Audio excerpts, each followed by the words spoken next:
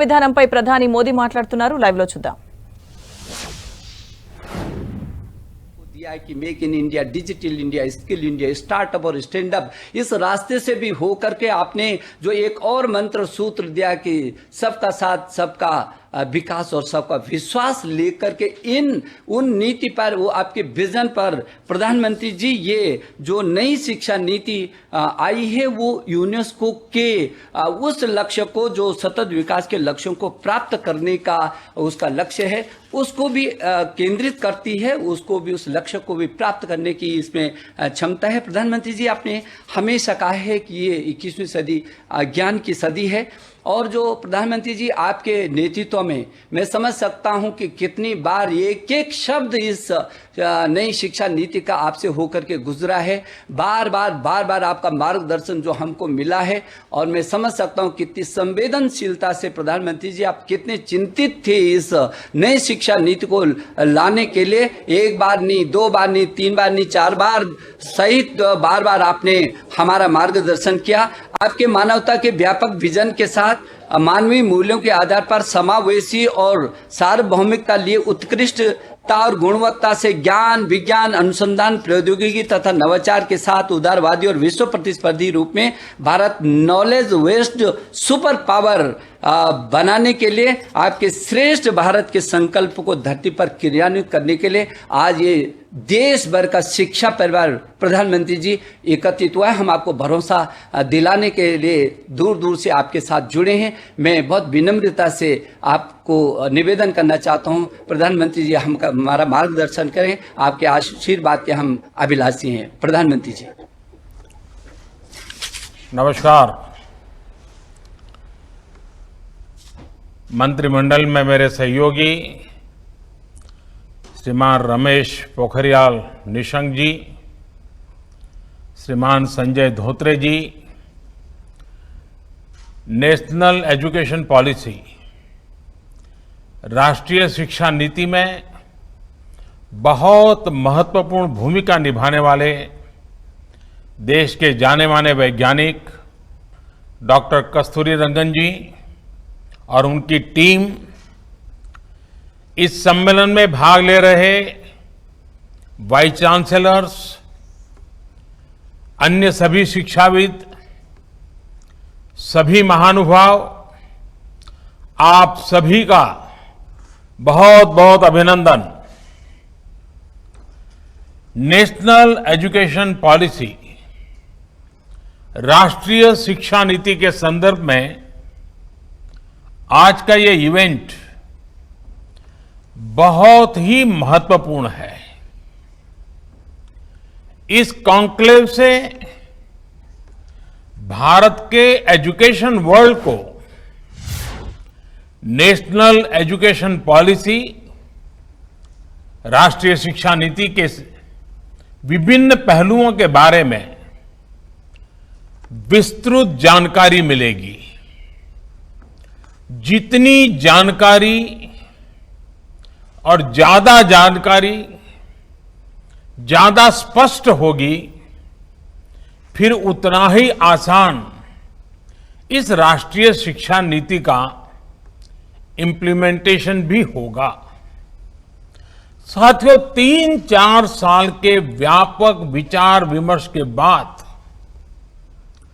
लाखों सुझावों पर लंबे मंथन के बाद राष्ट्रीय शिक्षा नीति को स्वीकृत किया गया है. आज देश भर में इसकी व्यापक चर्चा हो रही है. अलग अलग क्षेत्र के लोग, अलग अलग विचारधाराओं के लोग अपने व्यूज दे रहे हैं, राष्ट्रीय शिक्षा नीति को रिव्यू कर रहे हैं. ये एक हेल्दी डिबेट है. ये जितनी ज्यादा होगी उतना ही लाभ देश की शिक्षा व्यवस्था को मिलेगा. ये भी खुशी की बात है कि राष्ट्रीय शिक्षा नीति आने के बाद देश के किसी भी क्षेत्र से, किसी भी वर्ग से ये बात नहीं उठी कि इसमें किसी तरह का बायस है या किसी एक तरफा कोई झुकाव है। ये एक इंडिकेटर भी है कि लोग बरसों से चली आ रही एजुकेशन सिस्टम में जो बदलाव चाहते थे वो उन्हें देखने को मिले हैं। वैसे कुछ लोगों के मन में ये सवाल आना बहुत स्वाभाविक है कि इतना बड़ा रिफॉर्म कागज पर तो कर दिया, लेकिन इसे जमीन पर कैसे उतारा जाएगा। यानी अब सबकी निगाहें इसके इम्प्लीमेंटेशन की तरफ है। इस चैलेंज को देखते हुए व्यवस्थाओं को बनाने में जहां कहीं कुछ सुधार की आवश्यकता है, वह हमें सबको मिलकर के करना है और करना ही है। आप सभी राष्ट्रीय शिक्षा नीति के इम्प्लीमेंटेशन में और उस काम में सीधे तौर पर जुड़े हैं और इसलिए आप सबकी भूमिका बहुत ज्यादा है, बहुत अहम है। जहां तक पॉलिटिकल विल की बात है, मैं पूरी तरह कमिटेड हूं, मैं पूरी तरह आपके साथ हूं।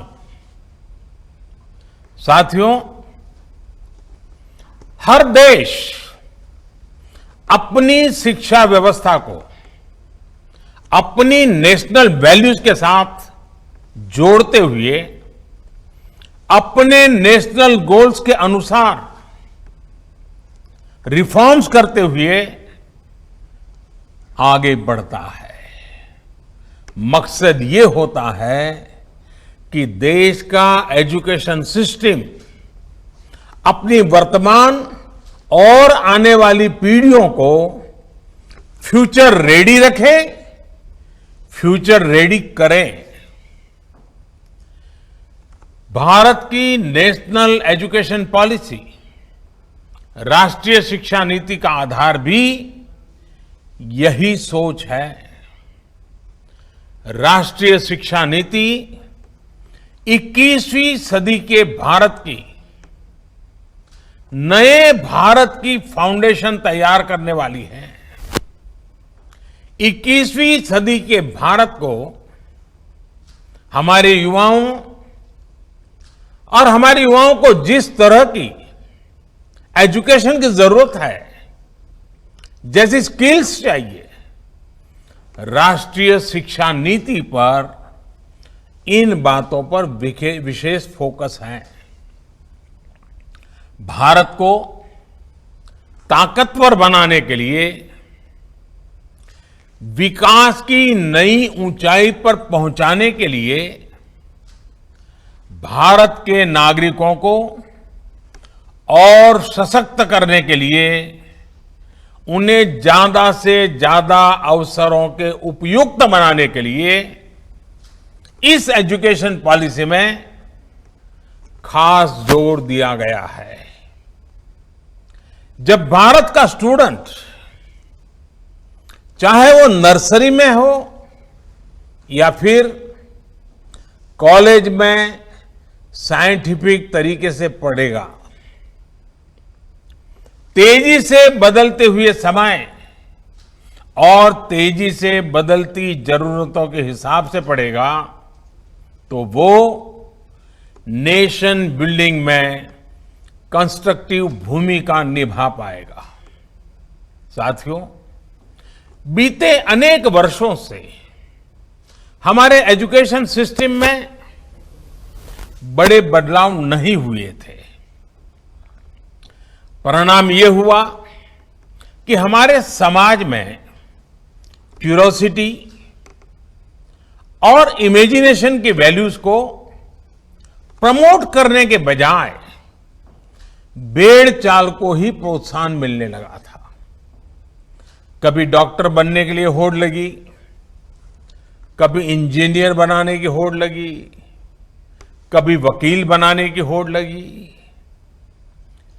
इंटरेस्ट, एबिलिटी और डिमांड की मैपिंग किए बिना होड़ लगाने की प्रवृत्ति से एजुकेशन को बाहर निकालना जरूरी था।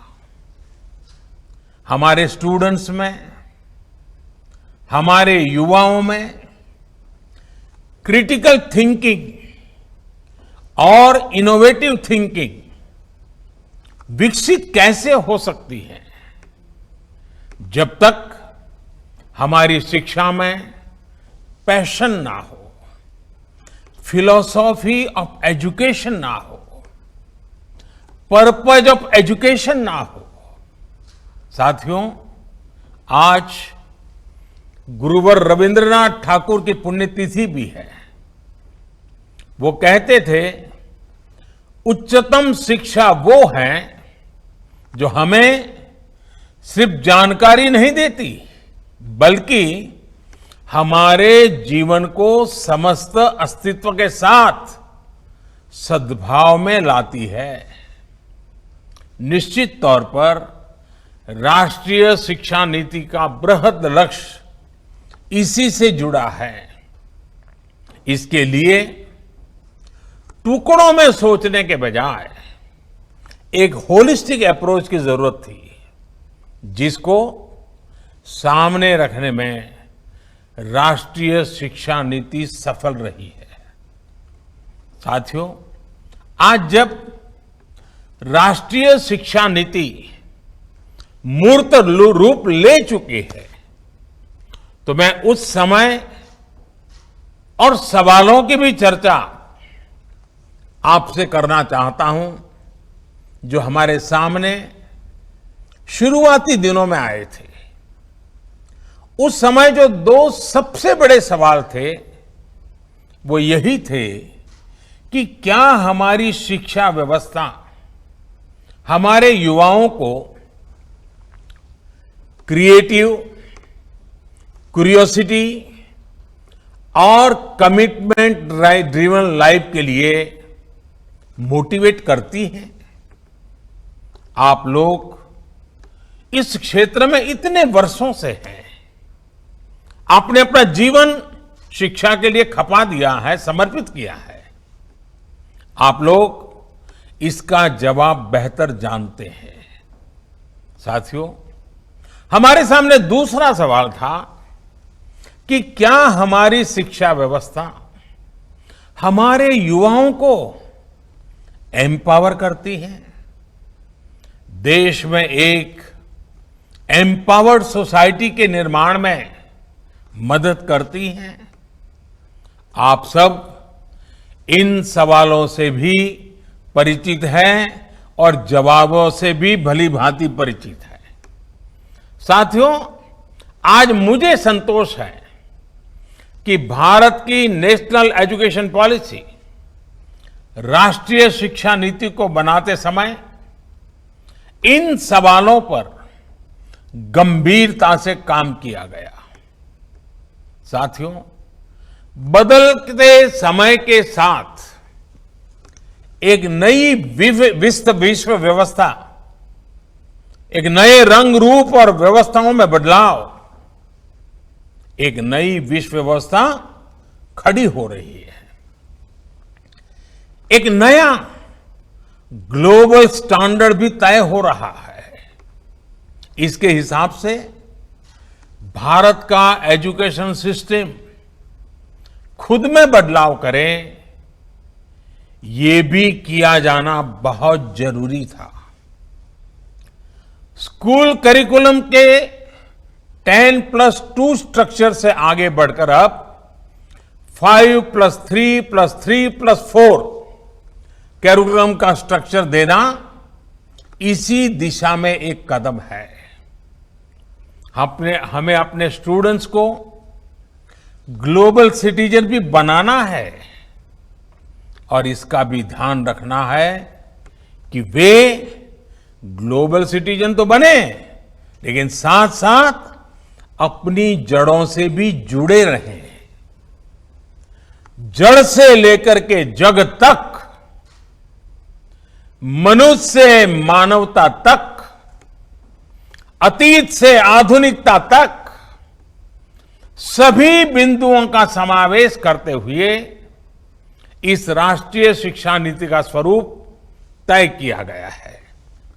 साथियों, इस बात में कोई विवाद नहीं है कि बच्चों के घर की बोली और स्कूल में पढ़ाई की भाषा एक ही होने से बच्चों के सीखने की गति बेहतर होती है।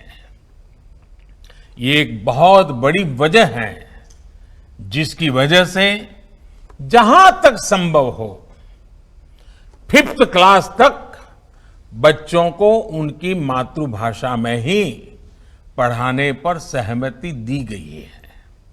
इससे बच्चों को और बच्चों की नींव तो मजबूत होगी ही, उनके आगे की पढ़ाई के लिए भी उनका बेस और मजबूत होगा। साथियों, अभी तक जो हमारी शिक्षा व्यवस्था है उसमें व्हाट टू थिंक, मैं बहुत जिम्मेवारी से बोल रहा हूं, व्हाट टू थिंक पर फोकस रहा है, जबकि इस शिक्षा नीति में हाउ टू थिंक उस पर बल दिया जा रहा है। यह मैं इसलिए कह रहा हूं कि आज जिस दौर में हम, और यह दौर ऐसा है जहां इंफॉर्मेशन और कंटेंट की कोई कमी नहीं है, एक प्रकार से बाढ़ आई हुई है। हर प्रकार की जानकारी आपके मोबाइल फोन पर अवेलेबल है। जरूरी यह है कि कौन सी जानकारी हासिल करनी है, क्या पढ़ना है। इस बात को ध्यान में रखकर ही राष्ट्रीय शिक्षा नीति में प्रयास किया गया है कि जो पढ़ाई के लिए लंबा चौड़ा सिलेबस होता है, ढेर सारी किताबें होती हैं, उसकी अनिवार्यता को कम किया जाए। अब कोशिश ये है कि बच्चों को सीखने के लिए inquiry based, discovery based, discussion based और एनालिसिस बेस्ड तरीकों पर जोर दिया जाए। इससे बच्चों में सीखने की ललक बढ़ेगी और उनके क्लास में उनका पार्टिसिपेशन भी बढ़ेगा। साथियों, हर विद्यार्थी को, स्टूडेंट को यह अवसर मिलना ही चाहिए कि वो अपने पैशन को फॉलो करे। वो अपनी सुविधा और जरूरत के हिसाब से किसी डिग्री या कोई कोर्स को फॉलो कर सके और अगर उसका मन करे तो वो छोड़ भी सके। अक्सर ऐसा होता है कि कोई कोर्स करने के बाद स्टूडेंट जब जॉब के लिए जाता है तो उसे पता चलता है कि जो उसने पढ़ा है वो जॉब की रिक्वायरमेंट को पूरा नहीं करता। कई स्टूडेंट को अलग अलग वजहों के से बीच में ही कोर्स छोड़कर जॉब करनी पड़ती है। ऐसे सभी स्टूडेंट्स की जरूरतों का ख्याल रखते हुए मल्टीपल एंट्री एग्जिट का ऑप्शन दिया गया है। अब स्टूडेंट वापस अपने कोर्स से जुड़कर अपनी जॉब रिक्वायरमेंट के हिसाब से ज्यादा इफेक्टिव तरीके से पढ़ाई कर सकता है, लर्न कर सकता है। इसका एक और एस्पेक्ट है, जब स्टूडेंट्स को यह भी स्वतंत्रता होगी कि अगर वो कोई कोर्स बीच में छोड़कर दूसरे कोर्स में प्रवेश लेना चाहे तो वो कर सकते हैं। इसके लिए वो पहले कोर्स से एक निश्चित समय तक ब्रेक ले सकते हैं और दूसरा कोर्स ज्वाइन कर सकते हैं। हायर एजुकेशन को स्ट्रीम से मुक्त करने, मल्टीपल एंट्री और एग्जिट क्रेडिट बैंक के पीछे यही एक बहुत लंबे दूर की सोच के साथ हम आगे आए हैं। हम उस एरा की तरफ बढ़ रहे हैं जहां कोई व्यक्ति जीवन भर किसी एक प्रोफेशन में ही नहीं टिका रहेगा। बदलाव निश्चित है, मान के चलिए, और इसके लिए उसे निरंतर खुद को रीस्किल और अपस्किल करते रहना ही होगा। नेशनल एजुकेशन पॉलिसी, राष्ट्रीय शिक्षा नीति में इसका भी बारीकी से ध्यान रखा गया है। साथियों, किसी भी देश के विकास में एक बड़ी भूमिका रहती है समाज के हर तबके की गरिमा, उसकी डिग्निटी।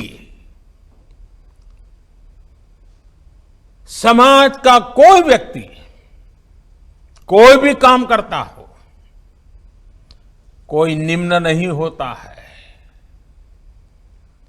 हमें ये सोचना चाहिए कि भारत जैसे सांस्कृतिक से समृद्ध रहे देश में ये बुराई कहां से आई? ऊंच नीच का भाव, मेहनत मजदूरी करने वालों के प्रति हीन भाव, इस प्रकार की विकृति हमारे अंदर कैसे घर कर गई? इसकी एक बड़ी वजह रही है कि हमारी एजुकेशन का समाज के इस तबके के साथ एक डिस्कनेक्ट रहा। जब गांवों में जाएंगे, किसान को, श्रमिकों को, मजदूरों को काम करते देखेंगे, तभी तो उनके बारे में जान पाएंगे, उन्हें समझ पाएंगे वो कितना बड़ा योगदान कर रहे हैं। समाज की आवश्यकताओं की पूर्ति के लिए वो कैसे अपना जीवन खपा रहे हैं। उनके श्रम का सम्मान करना हमारी पीढ़ी को, वर्तमान को, भावी पीढ़ी को सीखना ही होगा। इसलिए राष्ट्रीय शिक्षा नीति में स्टूडेंट एजुकेशन और डिग्निटी ऑफ लेबर, उस पर भी बहुत ध्यान दिया गया है। साथियों, 21वीं सदी के भारत से पूरी दुनिया को बहुत अपेक्षाएं हैं। भारत का सामर्थ्य है कि वो टैलेंट और टेक्नोलॉजी का समाधान पूरी दुनिया को दे सकता है। हमारी इस जिम्मेदारी को भी हमारी एजुकेशन पॉलिसी एड्रेस करती है। राष्ट्रीय शिक्षा नीति में जो भी समाधान सुझाए गए हैं, उससे फ्यूचरिस्टिक टेक्नोलॉजी के प्रति एक माइंडसेट विकसित करने की भावना भी है। अब टेक्नोलॉजी ने हमें बहुत तेजी से, बहुत अच्छी तरह से, बहुत कम खर्च में समाज के आखिरी छोर पर खड़े स्टूडेंट तक पहुंचने का माध्यम दिया है। हमें इसका ज्यादा से ज्यादा उपयोग करना है। इस एजुकेशन पॉलिसी के माध्यम से टेक्नोलॉजी आधारित बेहतर कंटेंट और कोर्स के डेवलपमेंट में बहुत मदद मिलेगी। बेसिक कंप्यूटिंग पर बल हो, कोडिंग पर फोकस हो, या फिर रिसर्च पर ज्यादा जोर, ये सिर्फ एजुकेशन सिस्टम ही नहीं बल्कि पूरे समाज की अप्रोच को बदलने का माध्यम बन सकता है। वर्चुअल लैब जैसे कंसेप्ट ऐसे लाखों साथियों तक बेहतर शिक्षा के सपने को ले जाने वाला है, जो पहले से ही सब्जेक्ट्स पढ़ ही नहीं पाते थे, जिसमें लैब एक्सपेरिमेंट जरूरी हो। नेशनल एजुकेशन पॉलिसी, राष्ट्रीय शिक्षा नीति हमारे देश में रिसर्च और एजुकेशन के गैप को खत्म करने में भी अहम भूमिका निभाने वाली है। साथियों, जब इंस्टीट्यूशंस और इंफ्रास्ट्रक्चर में ये रिफॉर्म्स रिफ्लेक्ट होंगे, तभी राष्ट्रीय शिक्षा नीति को अधिक प्रभावी और त्वरित गति से इंप्लीमेंट किया जा सकेगा। आज समय की मांग है कि इनोवेशन और एडॉप्शन की जो वैल्यूज हम समाज में निर्मित करना चाहते हैं, वो खुद हमारे देश के इंस्टीट्यूशन से शुरू होनी चाहिए, और जिसका नेतृत्व आप सबके पास है। जब हम एजुकेशन और विशेष हायर एजुकेशन को एम्पावर्ड सोसाइटी के निर्माता के रूप में खड़ा करना चाहते हैं, तो इसके लिए हायर एजुकेशन इंस्टीट्यूशंस को भी एम्पावर करना जरूरी है। और मैं जानता हूं, जैसे ही इंस्टीट्यूशंस को एम्पावर करने की बात आती है, तो उसके साथ ही एक और शब्द चला आता है, और वो शब्द आप भली बात ही जानते हैं। वो शब्द क्या है? ऑटोनॉमी। ऑटोनॉमी। आप भी जानते हैं कि ऑटोनॉमी को लेकर हमारे यहां दो तरह के मत पूरे देश में प्रवर्तमान है। एक कहता है कि सब कुछ सरकारी नियंत्रण से पूरी सख्ती से चलना चाहिए, तो दूसरा कहता है कि सभी संस्थानों को बाय डिफॉल्ट ऑटोनॉमी मिलनी चाहिए। पहली अप्रोच में नॉन गवर्नमेंट संस्थानों के प्रति मिसट्रस्ट दिखता है, तो दूसरी अप्रोच में ऑटोनॉमी को एंटाइटलमेंट के रूप में भी ट्रीट किया जाता है। गुड क्वालिटी एजुकेशन का रास्ता इन दोनों के बीच में से ही निकलता है, दोनों मतों के मध्य से ही निकलता है। जो संस्थान क्वालिटी एजुकेशन के लिए ज्यादा काम करे, उसको ज्यादा फ्रीडम से रिवॉर्ड किया जाना चाहिए। इससे क्वालिटी को एनकरेजमेंट मिलेगा और सबको ग्रो करने के लिए इंसेंटिव भी मिलेगा। नेशनल एजुकेशन पॉलिसी, राष्ट्रीय शिक्षा नीति आने से पहले हाल के वर्षों में आपने भी देखा है कि कैसे हमारी सरकार ने अनेकों इंस्टीट्यूशंस को ऑटोनॉमी देने की पहल की है। मुझे उम्मीद है राष्ट्रीय शिक्षा नीति का जैसे जैसे विस्तार होगा, शिक्षा संस्थानों को ऑटोनॉमी की प्रक्रिया भी और तेज होगी।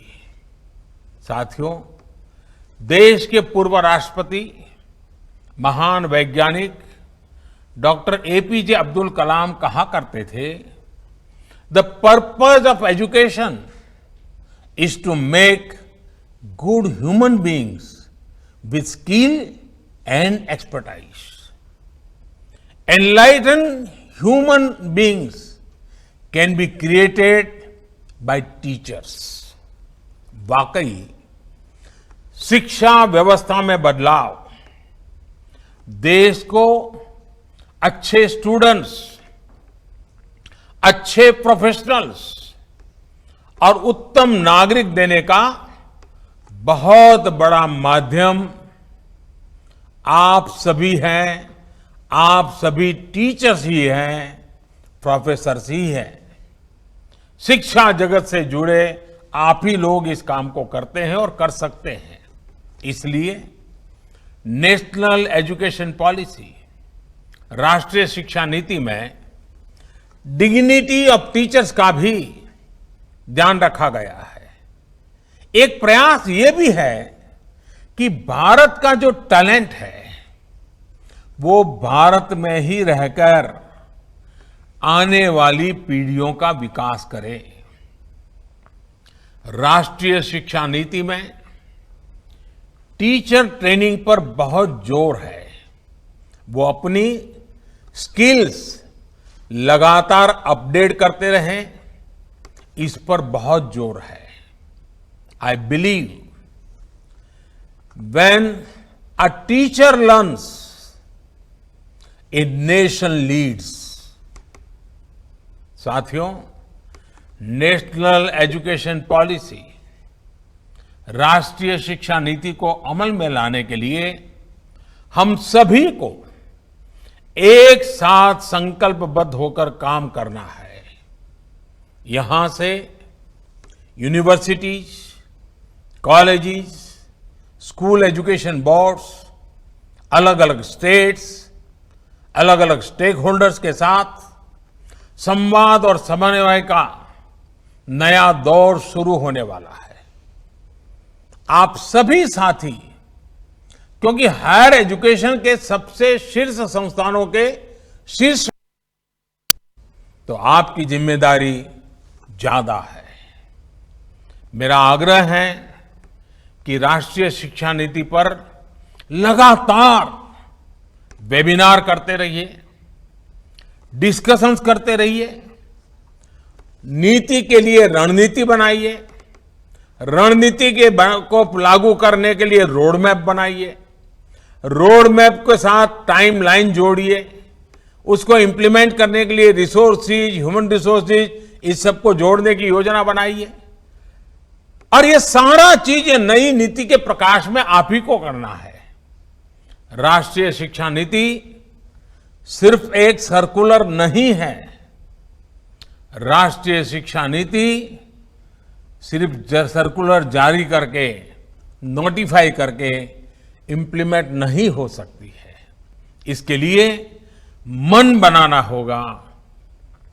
आप सभी को दृढ़ इच्छा शक्ति दिखानी होगी। भारत के वर्तमान और भविष्य को बनाने के लिए, आपके लिए, हम सब के लिए ये एक महायज्ञ है। 21वीं सदी में मिला हुआ एक बहुत बड़ा हमें अवसर है। हमारे इन प्रयासों से पूरी शताब्दी को एक दिशा मिलने वाली है। और इसमें, इस गौरवपूर्ण अध्याय में जुड़ने के लिए मैं आपको निमंत्रित देता हूं। इसमें आपका योगदान बहुत आवश्यक है। इस कॉन्क्लेव को देख रहे, सुन रहे प्रत्येक का योगदान आवश्यक है। मुझे विश्वास है इस कॉन्क्लेव में राष्ट्रीय शिक्षा नीति के इफेक्टिव इंप्लीमेंटेशन को लेकर बेहतर सुझाव, बेहतर समाधान निकल करके आएंगे। और मैं विशेष रूप से आज जब मुझे अवसर मिला है तो सार्वजनिक रूप से डॉक्टर कस्तूरी रंगन जी का, उनकी पूरी टीम का बहुत बहुत अभिनंदन करता हूं, बहुत बहुत धन्यवाद करता हूं। यह काम छोटा नहीं था, बहुत बड़ा काम था। बहुत लोगों के सुझाव थे, बहुत अपेक्षाएं थी, और फुल स्टॉप कॉमा भी उधर उधर हो जाता तो पता नहीं क्या हो जाता। और इसलिए कस्तूरी रंगन जी और उनकी टीम ने कितनी बारीकी से, एक तपस्या की तरह इस काम को किया होगा, तब जाकर के संपूर्णतया विवादों से मुक्त, विश्वास से भरी हुई, सपनों को संवारने वाली, संकल्प को ताकत देने वाली और सिद्धि में अटूट श्रद्धा के साथ ये नई शिक्षा नीति हमारे सामने आई है। मुझे विश्वास है कि देश के भावी पीढ़ी के उज्जवल भविष्य के लिए, वर्तमान पीढ़ी के सामर्थ्य को बढ़ाने के लिए ये नई शिक्षा नीति बहुत काम आएगी। मैं फिर एक बार शिक्षा जगत के आप सभी महानुभावों को प्रणाम करते हुए बहुत बहुत शुभकामनाएं देता हूं, बहुत बहुत आभार व्यक्त करता हूं।